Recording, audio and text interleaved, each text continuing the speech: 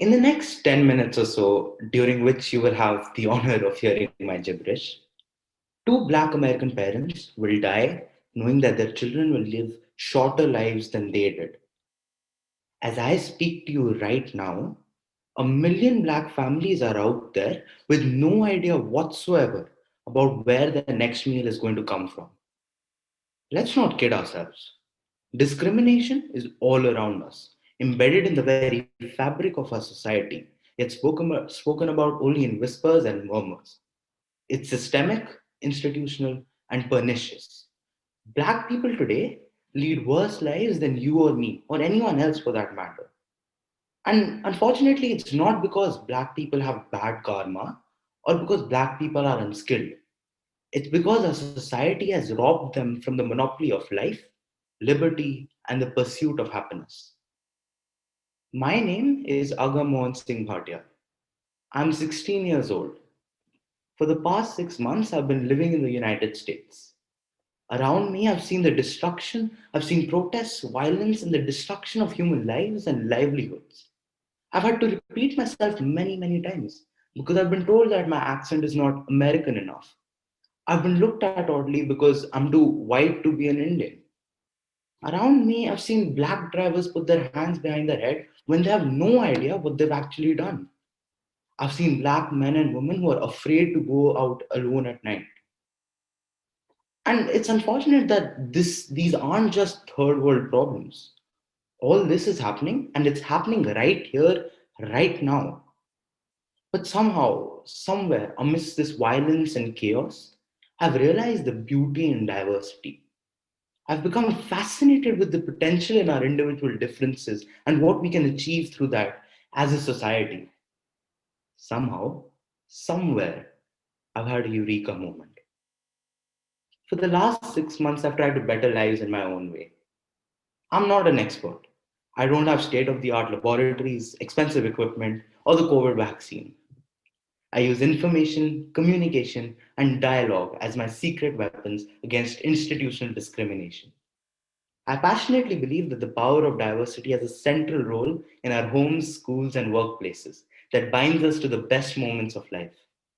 I strongly believe in our individual differences, that each person is unique, that we have our own stories, experiences, and memories, and that it is our prerogative as a society to not only respect such individual diversity, but also to revere it. I want to take this moment to reflect upon how far we've come as a society in tackling discrimination.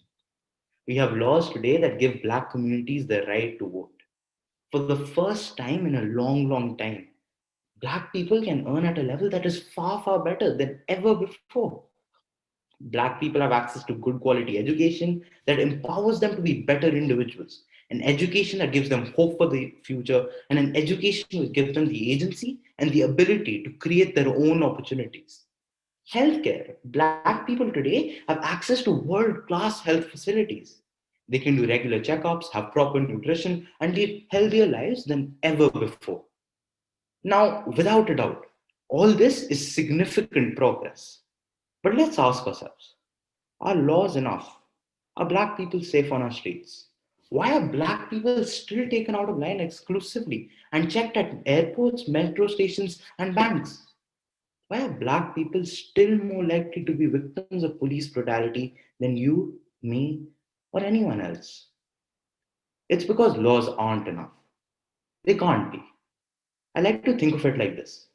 Imagine your doctor prescribes you a medicine and then you don't take it. What's going to happen?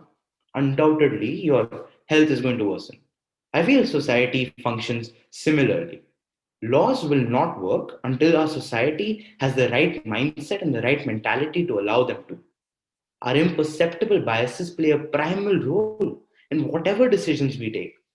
That's why passively following laws is not enough. Consciously and actively countering our biases is. The scale of this problem and the deeply entrenched stigma around it is unimaginable. The desire to voice this frustration led me to initiate a campaign that calls for change, questions the deep rooted biases surrounding Black people, and spreads communal positivity. And so, Abhivyakti was born. Abhivyakti, which translates to individual expression, conveys the message that we want to spread through this campaign: the beauty of the individual. Why? Because how could something that makes us be anything less than beautiful? But how did we do this? We started with an environment that we were most familiar with: the walls of our classroom. Instead of plainly explaining diversity to children from textbook or YouTube videos, we took an innovative approach. We conducted activities where students tried to play around with the colors of the Rubik's Cube. And we showed them how each of the colors in the cube are equally important and contribute to a larger whole, much like what individuals do for a society. We simulated environments in the form of small skits and fun board games where black and white students could interact and practice soft skills of hard work and of teamwork and communication. And through this, we not only illustrated the beauty of diversity in a manner that was informative, but we also engaged them and made this information much more accessible. We didn't stop there though. We had internal conversations where both black and white boys and girls could freely talk about their experiences, share what they felt, and ask dumb questions without being frowned upon. Through this, we realized that white people were able to confront and eventually overcome their awkwardness and talk about it amongst their own friend circles as well. As we realized, dialogue and discourse not only heal but upgrade society. Enhancing soft skills led us to combating hard problems. But before we did all of this, we had to conduct extensive research, interview social psychologists, survey people to gauge public opinion on Black communities. From there began our journey to create change. Through technology, we created friendly user interfaces where we simulated real world scenarios and conversations. These could be meeting a Black individual in school, on the streets, or in workplaces.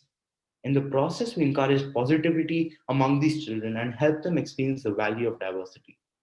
We went to beaches on the weekend to help teach diversity through building sandcastles or even playing beach ball or volleyball.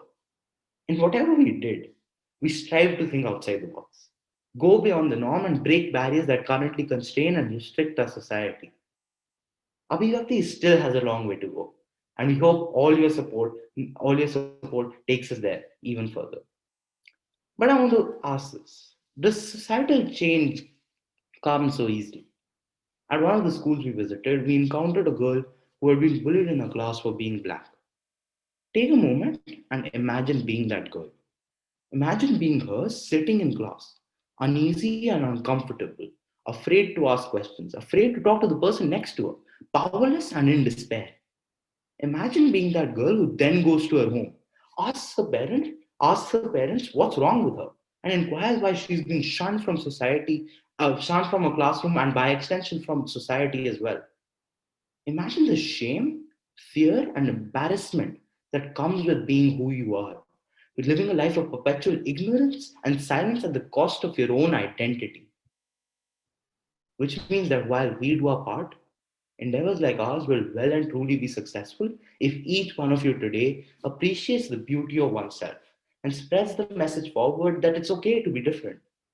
You can help to encourage diversity by being more open in conversations with your friends and family, by donating and supporting to both local and international organizations. Every small step counts because keeping this under the hood sustains ignorance, school bullying, absenteeism, and so much more. I remember when I grew up in India, I was fortunate enough to be brought up in a culture of diversity where I was taught secularism. I was taught that there is unity in diversity and that we are all different in our own unique way. I was taught that the voluntary service of food or langar does not discriminate upon who gets the food and who serves it. These ideas today, these ideas have shaped who I am today. And I wish that one day I can spread this message forward to uplift hearts and souls around me.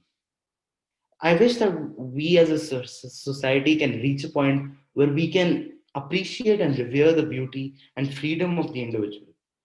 I wish that we can reach a point where we can proudly and individually celebrate Abhivakti. Thank you so much.